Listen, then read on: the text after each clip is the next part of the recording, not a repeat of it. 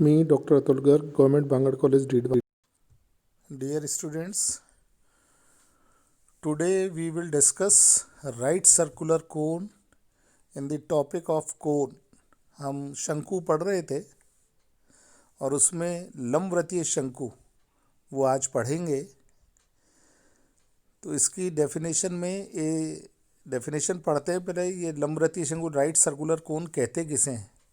A surface generated by a line which passes through a fix point, एक रेखा द्वारा जनित पृष्ठ जो एक फिक्स पॉइंट जो ओ बिंदु इसमें मैंने रेड मार्क किया है से गुजरती है and makes a constant angle alpha with the fix line. तो एक मान लीजिए कोई फिक्स लाइन है, ये रेड लाइन जो मैंने बनाई है फिक्स लाइन है, इससे अल्फा एंगल बनाते हुए जो लाइन पृष्ठ निर्मित करेगी, तो इससे अल्फा एंगल बना के और एक ओ बिंदु से गुजरने वाली रेखा को अपन घुमाएं अगर, तो वो रेखा इस तरह से घूमेगी, अल्फा एंगल फिक्स है, तो ये एक आकृति का निर्माण करेंगे, उसे कहते हैं शंकु। और वो शंकु कहलाता है राइट सर्कुलर कोन, लंबवृत्तीय शंकु। अब ये जो फिक्स लाइन है ये एक्सिस कहलाती है शंकु का, और ये जो पॉइंट ओ है शीर्ष कहलाता है, जिससे ये वर्टेक्स कहलाता है, जिससे ये रेखा गुजरती है। और जो एंगल अल्फा है ये सेमी वर्टिकल एंगल कहलाता है, अर्ध शीर्ष कोण। तो यही शंकु जो इससे निर्मित हुआ ये कहलाता है राइट सर्कुलर कोन, लंबवृत्तीय शंकु। तो लंबवृत्तीय शंकु में एक तो अक्ष होना चाहिए, एक शीर्ष होना चाहिए और एक अर्धनाभि कोण, सेमी वर्टिकल एंगल। ये तीन चीज़ अगर अपने को पता है तो अपन लंबवृत्तीय शंकु का समीकरण बना सकते हैं। तो वो समीकरण गणित के रूप में शंकु का समीकरण क्या होगा उसको देखते हैं। इक्वेशन, समीकरण लंबवृत्तीय शंकु का। तो find the equation of a right circular cone whose vertex is alpha beta gamma. एक तो उसका वर्टेक्स अपने को दे दिया, अल्फा बीटा गामा है, बिंदु ओ दे दिया, एंड एक्सिस का इक्वेशन भी दे दिया, एक्स माइनस अल्फा, ये जो एक्सिस है इसका इक्वेशन भी दे दिया, x minus alpha upon l बराबर y minus beta upon m बराबर z minus gamma upon n, and theta is the semi vertical angle, और थीटा वर्टिकल एंगल दे दिया। तो तीन चीज़ ज्ञात होनी चाहिए जब भी अपन शंकु का समीकरण निकालें। एक तो वर्टेक्स शीर्ष जो ओ बिंदु है, दूसरा एक्सिस पता होना चाहिए। तो एक्सिस के लिए ये तो निश्चित है कि ये अल्फा बीटा गामा बिंदु जो शीर्ष के निर्देशांक है उससे गुजरेगा। तो अपन इस एक्सिस का समीकरण जो दिया गया है उसका समीकरण है x minus alpha upon L. तो ये जो एल है ये दिक्कोज्या है, पहली इसकी राशि है दिक्कोज्या की, एक्स जो इसका शंकु का अक्ष राइट सर्कुलर कोन का एक्सिस है। तो x minus alpha upon l बराबर y minus beta upon m बराबर z minus gamma upon n, जो एक्सिस का इक्वेशन है, इससे पता लग रहा है कि ये अल्फा बीटा गामा से तो गुजरती है और इसकी दिक्कोज्याएँ हैं एल एम एन। तो एल एम एन इसकी दिक्कोज्या है और सेमी वर्टिकल एंगल इन्होंने थीटा दे ही रखा है। अब मान लिया शंकु पर कोई बिंदु है पी एक्स वाई जेड, तो ओ ए अगर एक्सिस माने, शीर्ष ओ है अल्फा बीटा गामा, तो पी बिंदु अगर अपन इस पर कोण पर कोई बिंदु लेते हैं और थीटा सेमी वर्टिकल एंगल दिया हुआ है, तो थीटा एक्चुअली एंगल है ओ ए तथा ओ पी के मध्य। ये तो ओ ए लाइन है, ये लाइन अपनी ओ है जो एक्सिस है, और ये ओ पी लाइन है। इन दोनों के बीच में कोण दिया हुआ है थीटा। तो अगर दिक्कोज्या से बात करें तो ओ ए की दिक्कोज्या तो अपने को मालूम है एल एम एन है। ओ पी की दिक्कोज्या अपन निकाल सकते हैं, दिगनपात ओ पी के होंगे, x two minus x one वाली विधि से निकाल रहे हैं अपन।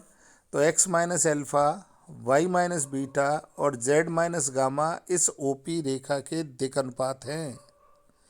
तो अगर दोनों के बीच में कोण थीटा दे रखा है तो अपन कॉस थीटा निकाल सकते हैं। तो कॉस थीटा हो गया a1 a2 plus b1 b2 plus c1 c2 upon under the root a1 square plus b1 square plus c1 square into under the root a2 square plus b2 square plus c2 square, ये अपन जानते हैं, पिछली क्लासों में अपन ने पढ़ा है, तो वो आपको याद होना चाहिए। नहीं है तो आप दिक्कोजिया वाला अध्याय जो पहले की क्लासों में पढ़ के आए उसको दोबारा पढ़ लें, उससे अपन यहाँ काम में ले रहे हैं। और अगर आपको याद नहीं है तो इसको नोट्स जो आप कॉपी में बना रहे हैं उसमें लिख लें कि दो रेखाओं के बीच का कोण थीटा होने पे कॉस थीटा क्या होता है, और साइन थीटा निकालने के 1 माइनस कॉस स्क्वायर थीटा करके निकाल सकते हैं, टेन थीटा भी निकाल सकते हैं। तो उसको अपन ने लिख दिया क्योंकि पहली रेखा ओ ए के दिख अनुपात तो एल एम एन है, और दूसरी रेखा के दिख अनुपात है x minus alpha y minus beta और जेड माइनस गामा। तो वो a1 a2 plus b1 b2 plus c1 c2 करके अगर लिखें तो ये हो गया l x minus alpha plus m y minus beta plus n z minus gamma upon under the root l square plus m square plus n square, और x minus alpha का whole square plus y minus beta का whole square plus z minus gamma का whole square. यही है, इसको अब व्रज गुणा करके अपन ठीक तरह से भी लिख सकते हैं। बाकी यही है लंबवृत्तीय शंकु का समीकरण। तो इसको थोड़ा सा क्रॉस मल्टीप्लाई करके और सॉल्व कर देंगे, जब अब वैल्यू आएंगी अपने पास तो इजीली अपन सॉल्व करके सीधा करके इसको लिख सकते हैं। तो ठीक तरह से इसको लिख लें, और यही अपने लंबवृत्तीय शंकु है। अब एक क्वेश्चन से समझ लें इस क्वेश्चन को, जिससे जो अपन ने थ्योरी पढ़ी है वो क्लियर हो जाएगी बिल्कुल कि किस तरह से ये इक्वेशन निकालते हैं। तो क्वेश्चन है, if a right circular cone has three mutually perpendicular generating lines, then prove that its semi-vertical angle is tan inverse root 2। Semi vertical angle निकालना है अपने को, और वो आना चाहिए tan इनवर्स रूट 2 के। अब तीन म्यूचुअली परपेंडिकुलर जनरेटर्स इसने दे दिया, कोई राइट सर्कुलर कोन है, लंबवृत्तीय शंकु है जिसके तीन परस्पर लंबवत जनक रेखाएं हैं। तो let the axis of the right circular cone is z axis. अपन ने मान लिया कि इसका अक्ष एक जेड एक्सिस है, and semi vertical angle is alpha. अर्धशीर्ष कोण एल्फा ले लिया, और ये एक्सिस ले लिया इसका अपन ने कोण ने जेड एक्सिस। तो ये तो जेड एक्सिस है और ये अर्धशीर्ष कोण एल्फा है। शंकु पर कोई बिंदु अपन पी ले लें, पी एक्स वाई जेड अपन ने शंकु पर कोई बिंदु लिया है, तो इसमें अगर इसे पी से एक्सिस पे लंब डाला जो क्यू बिंदु पर मिलता है, तो फिर ओ क्यू बराबर तो हो गया जेड एक्सिस पे इसलिए, और पी क्यू बराबर हो गया under the root x square plus y square, क्योंकि दोनों पे कोऑर्डिनेट, पी का भी कोऑर्डिनेट जेड कोऑर्डिनेट तो जेड ही है, और क्यू बिंदु पर भी जेड कोऑर्डिनेट जेड ही, तो जेड माइनस जेड का होल स्क्वायर, जीरो का होल स्क्वायर हो जाएगा। तो एक्स माइनस जीरो का whole square plus y minus zero का whole square plus z minus z का होल स्क्वायर, तो ये पी क्यू आ गया। तो टेन एल्फा इस त्रिभुज से देखें जिसमें अर्धशीर्ष कोण एल्फा दिखा रखा है, ओ पी क्यू त्रिभुज में देखें तो टेन एल्फा होगा पी क्यू बटे ओ क्यू, लंब बटे आधार। तो लंब तो हो गया पी क्यू और आधार हो गया ओ क्यू। तो इसको लिखा, पी क्यू की वैल्यू पर निकाल चुके हैं under the root x square plus y square, और ओ क्यू निकाल रखी, जेड है ही, तो upon z. It means z square कर रहे हैं, तो squaring on both the sides we get z square tan square alpha is equal to x square plus y square, under root हट गया है, और x we can write it as x square plus y square minus Z square tan square alpha is equal to 0। This is the equation of the right circular cone.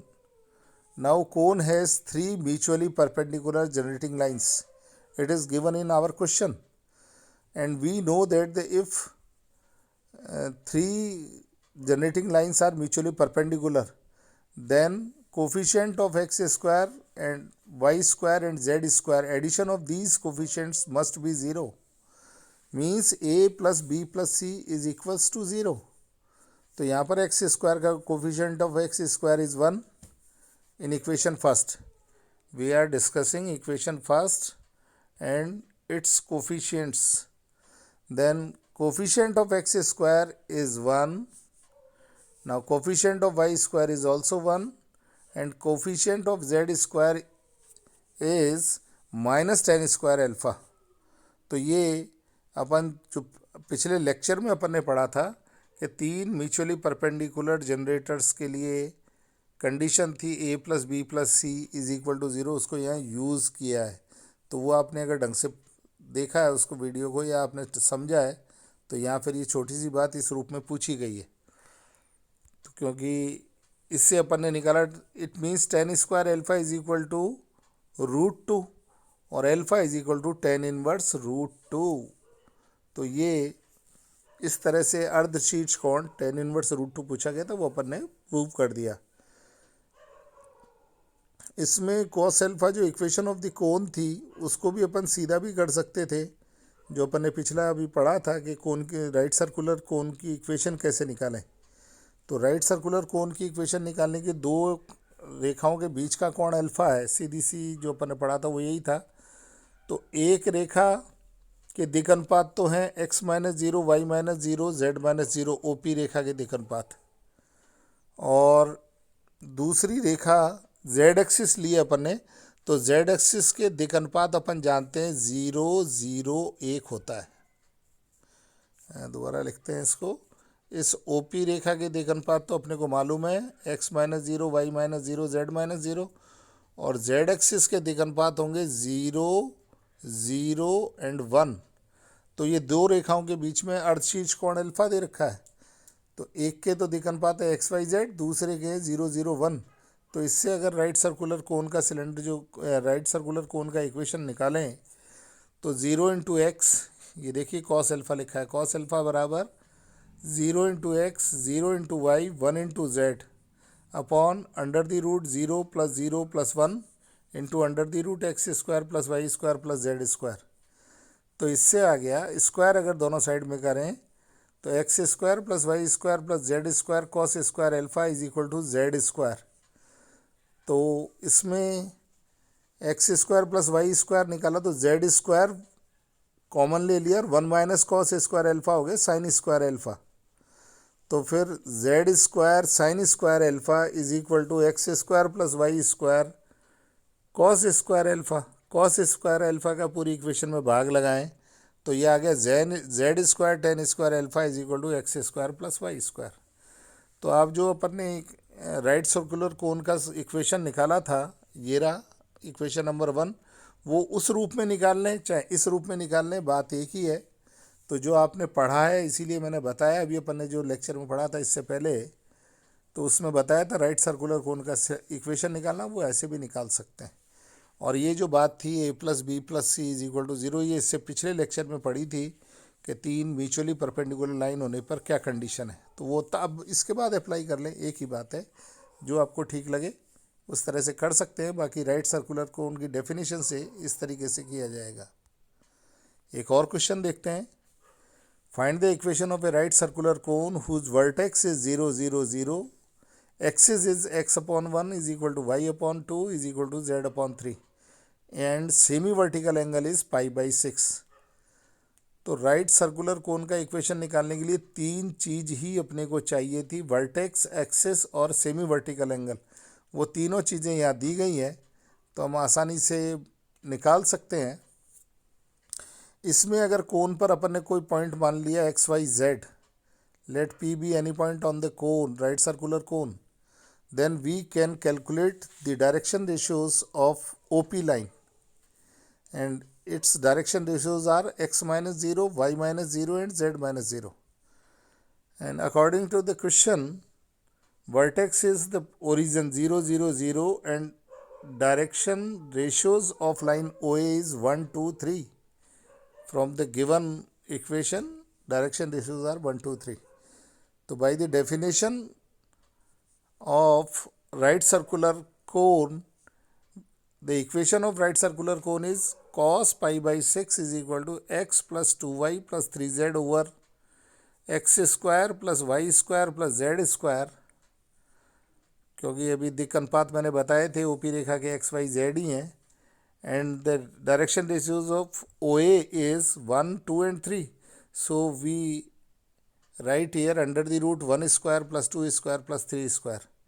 Now we calculate it, then under 14 into x square plus y square plus z square on squaring both the sides we get it's equal to 4/3 x plus y 2y plus 3z raised to the power 2, or it is written as 19x square plus 13y square plus 3z square minus 8xy minus 24y z minus 12zx is equal to 0.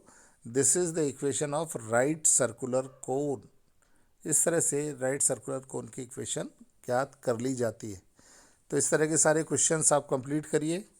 Book को देखकर उसमें से जितने भी question मिले right circular कोन पे exam में पूछा जाता है, थोड़ा सा इम्पॉर्टेंट पार्ट है ये।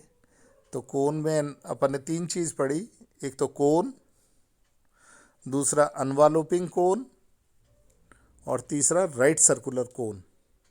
और इससे पहले अपन ने tangent equation of a cone, tangent plane, intersection of a line with cone, ये सब बातें पढ़ी थी।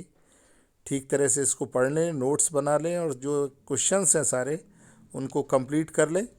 तो फिर इसमें दोबारा कोई ऐसी प्रॉब्लम नहीं है जो अपने नहीं कर पाएंगे, फिर अपन क्वेश्चन आसानी से कर लेंगे। अब इसके बाद अपन शुरू करेंगे सिलेंडर, तो उसको देखते हैं, बेलन, उसको फिर नेक्स्ट लेक्चर में कंसिडर करेंगे। तो इसको तैयार करिए।